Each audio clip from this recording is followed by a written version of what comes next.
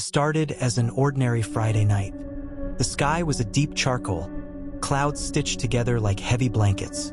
By the time Mom and Dad backed out of the driveway for their weekend trip, the first fat raindrops were already spattering against the windows.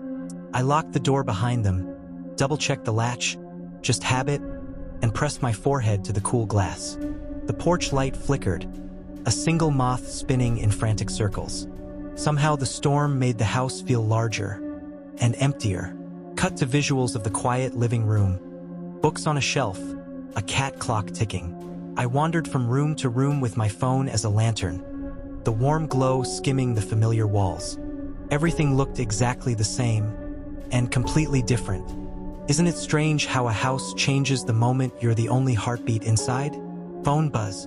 It was a message from my best friend. Sam, you sure you'll be okay alone? Storm looks rough. I smiled, thumbed back. Piece of cake. I've got snacks and scary movies. Bravery in text feels easier than in real life. I made popcorn, turned on the old flat screen, and let the sound of a laugh track fill the air. Outside, rain hammered harder, 1,000 tiny knuckles on the roof. Sudden thunderclap loud. The lights dimmed for half a second, then steadied. My stomach tightened. It was just a surge. Just a surge, I told myself. Around 9, the wind picked up. Tree branches scraped the siding like fingernails.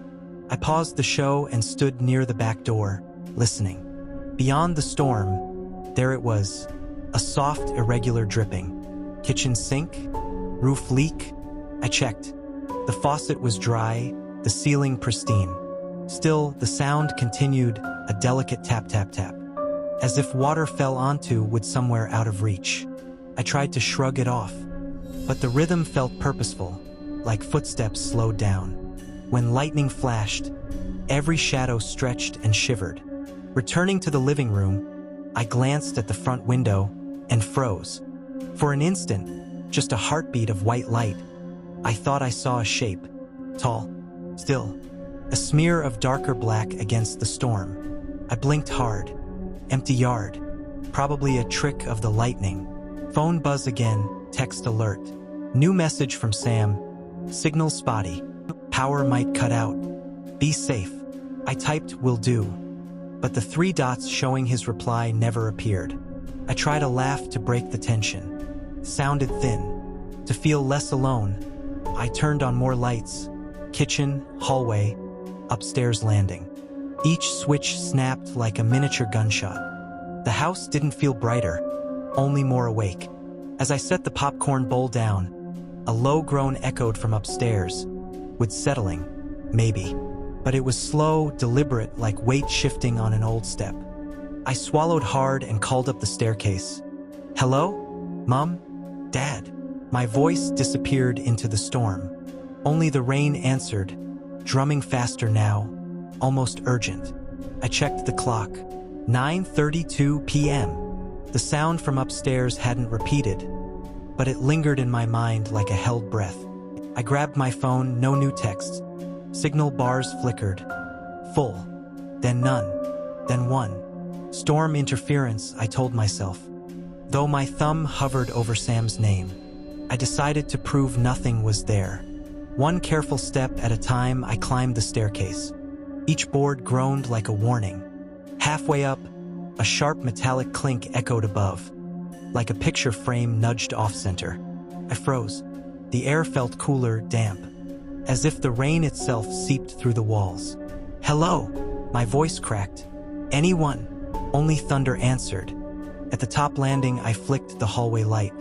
It stuttered once before glowing weakly, painting long shadows across the carpet.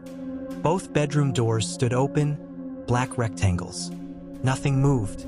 I checked my parents' room first, neat and still. No dripping pipes, no loose windows. Just the faint scent of Mom's lavender lotion. Next, my own room. A single raindrop rolled down the inside of the window pane. Inside, I ran a finger along the frame, dry. The drop was cold against my fingertip, as if it had formed from nowhere. Back in the hall, a new sound began. Tap, tap, tap. Not water. Slower. Closer. Came from downstairs. Heart thudding, I descended, gripping the banister. Halfway down, the lights flickered and sudden blackout. Silence except for rain. Total darkness swallowed the house. I fumbled for my phone, thumb shaking over the flashlight icon. The tiny beam burst on, cutting a narrow path through the living room. Everything looked wrong. Shadows stretched in unfamiliar angles. Furniture seemed shifted a fraction out of place. Though I knew that was impossible. The tapping returned, now a deliberate knock. Knock from the back door. I edged closer. Through the rain-slick glass of the patio window, nothing but night. Then lightning flashed. For an instant, a tall silhouette stood beyond the porch rail. No face, just a darker void against the storm. The light vanished with the thunderclap, and the porch was empty. My breath hitched. Maybe a neighbor? A branch? Anything but what my mind whispered. I double-checked the deadbolt, locked tight. Still, the knocking came again. 3 slow raps that vibrated through the frame. I backed away, phone flashlight trembling. "Go away!" My voice wavered. No reply, just rain. I retreated to the kitchen, every step loud in the silence. That's when the footsteps started inside the house. Soft, measured, from the hallway I'd just left. My phone buzzed violently in my hand. A text. Unknown number. 3 words. Nice warm house. The screen dimmed. Signal 0. I forced myself to breathe, to think. Windows locked. Doors locked. I had checked them all. Then the unmistakable sound of the front doorknob turning, slow, testing. The front doorknob rattled again, slow, deliberate, like someone testing how quietly they could turn it. I froze in the kitchen doorway, breath locked in my throat. The house held its own breath with me, short creak of wood. I tightened my grip on the phone. The flashlight quivered with each heartbeat. "Who's there?" My voice came out hoarse. No answer. Only the hiss of rain and the soft scrape of metal against metal. Another sharp click. Not the door. Behind me, I spun. The basement door half open now, though I knew I'd shut it earlier. A thin draft wafted up, cool and damp, carrying a smell of wet earth. For a long moment I couldn't move. Then instinct took over. I snatched the biggest kitchen knife from the block, the blade gleaming in the flashlight beam. Suddenly every light in the house flared, bright white, then snapped off again, plunging everything into deeper darkness. My ears rang in the silence that followed. From the basement came a muffled thud. I backed toward the hallway, knife raised, whispering to myself, "Stay calm, stay calm." My phone buzzed, one new text. Same unknown number. Just a single word, "Downstairs." I almost dropped the phone. No signal again.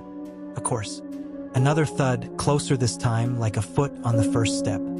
I ran to the front door, fumbled the deadbolt. It wouldn't budge. The metal was icy, slick with moisture. My fingers slipped. When I finally yanked the bolt free and pulled, the door refused to open, as though someone pressed back from the other side. A soft whisper slid through the gap around the frame. "Maya," my own name stretched thin like smoke. I stumbled away, heart hammering. Lightning flashed through the windows, illuminating the living room, and a tall figure standing at the foot of the stairs. For half a second, we stared at each other. No face, just the dark outline of a person, rainwater dripping onto the carpet.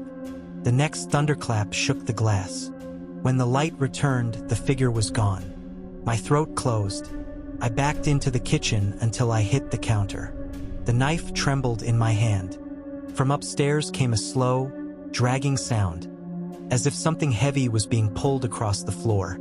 I forced myself to move, searching for any escape. The back door. I sprinted to the patio, yanked the handle. Locked. Key missing. Behind me, the dragging stopped. The house went perfectly silent. Even the rain seemed to hush. Then a voice, barely audible but unmistakable, floated from the top of the stairs. "Why did you open the door?" I spun toward the staircase. Empty. A sudden crash erupted in the living room, glass shattering. I screamed, raising the knife. When I reached the room, the window was splintered, shards glittering on the floor. Wind and rain poured through the opening, but no intruder, no footprints, only the echo of the crash and the rhythmic beat of the storm. My phone lit again, battery at 5. A new text, glowing against the dark. "You shouldn't be alone." The screen went black. I backed into the corner of the living room, knife raised, every muscle locked. The broken window gaped like an open mouth, wind and rain spraying in jagged gusts. Somewhere above, a floorboard groaned. Slow, deliberate. I forced a whisper through clenched teeth. "Who are you? What do you want?" Silence. Then creak. 2 measured footsteps. I edged toward the staircase, flashlight darting across the banister. The beam caught the trail of water droplets on each step, as though someone soaked to the skin had walked upward only seconds ago. I swallowed hard and started climbing. Halfway up, the house plunged into absolute darkness. The phone flashlight flickered, dimmed, died. Total black. I gripped the railing, heart pounding so loudly it drowned the storm. Then a voice, low and close to my ear, rasped, "Don't follow." I spun around, knife slicing air. Nothing. Suddenly a door slammed upstairs, my bedroom. I forced the flashlight back on with frantic taps. A weak glow returned, barely cutting the shadows. At the top landing I called out, "Stay away! I'm armed." The words trembled. From behind my bedroom door came a slow scrape, like fingernails across wood. I pushed the handle. It opened without a sound. The room looked almost normal until lightning illuminated the far corner. A tall silhouette stood there, motionless, rainwater dripping onto the carpet. I froze. The figure tilted its head slightly, as if studying me. A wet, metallic smell filled the air. I raised the knife. "Leave now." The figure stepped forward. 1 pace, another. I backed toward the hall, but the door slammed shut behind me with a violent crack. The flashlight sputtered and went out. In the blackness, breathing deep and ragged, filled the room. I swung the knife wildly, voice breaking into a scream. "Get out! Get out!" A sudden blaze of lightning lit the room, empty. No figure. Only the rain beating the window and the echo of my own cry. I bolted for the hall, nearly tripping on the threshold. The house felt alive, walls vibrating with the storm. From downstairs came a shattering crash, like furniture toppling. I flew down the stairs 2 at a time. The living room lay in chaos. Books scattered, frames shattered. Wind howled through the broken window. Then, police siren in the far distance, faint but growing. Relief surged. I dashed to the front door, yanked it open. This time it opened easily, as though it had never been stuck. Blue lights strobed across the street. A patrol car slowed, drawn by the 911 call I'd made earlier that must have finally gone through. I waved frantically. "Here! Please, here!" 2 officers ran up the steps, flashlights cutting through the storm. The officers swept their flashlights across the living room, rain dripping from their jackets. "Officer 1, we got a disturbance call. Are you the one who called?" I nodded, still clutching the kitchen knife. Words stuck in my throat. I finally managed. "Someone was inside, or something." I heard them. They exchanged a quick glance. "Officer 2, let's check the house." 1 officer stayed with me while the other moved upstairs. His boots thudded on each step, steady and ordinary. So different from the slow, deliberate sounds I'd heard earlier. I tried to slow my breathing, but every creak of the house made me flinch. The storm's rhythm had become a background heartbeat I couldn't tune out. A minute later, the upstairs officer called down. "Clear. Windows all locked." But I knew what I'd seen. The broken living room window glittered with jagged shards. Someone was here. I insisted, voice sharp. They texted me. They knew my name. The officer by my side crouched to inspect the glass. No footprints on the porch. No sign of forced entry besides this window. and the frame's undamaged, like it broke from the inside. A chill licked down my spine. "Maybe a branch?" he offered. I shook my head. "No branch walks upstairs." The other officer returned, rainwater dripping from his cap. "Whole place is empty. Likely just the storm playing tricks." I wanted to argue, but exhaustion settled heavy on me. Adrenaline ebbed, leaving a shaky, hollow feeling. "Ma'am," the first officer said gently, "lock the doors, stay somewhere else tonight if you can. We'll file a report." I nodded numbly. They left after a final sweep, their flashlights bobbing through the rain until the blue lights vanished. The house felt too quiet. Rain tapped a calmer rhythm now, as if the storm itself was satisfied. I picked up my phone, battery at 2. No new texts. The earlier messages from the unknown number were gone. Not deleted, simply not there. I checked every door and window again. Kitchen, hall, upstairs. All locked. All perfectly ordinary. Back in my bedroom, I sank onto the bed, knife still in hand. I listened. Only the soft patter of rain. My eyelids grew heavy. The tension of the night pressed down like a thick blanket. Maybe the officers were right.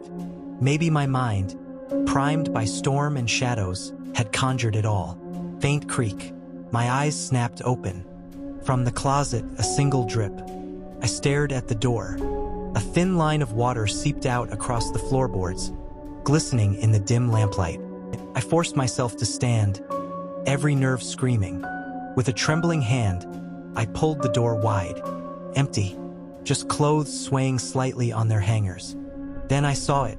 A single muddy footprint on the closet floor. Fresh. Pointing out. A whisper slid through the dark, barely audible but clear as a breath on my neck. "See you next storm."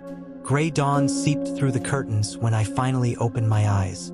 For a moment I thought I dreamed everything. The storm, the figure, the whisper.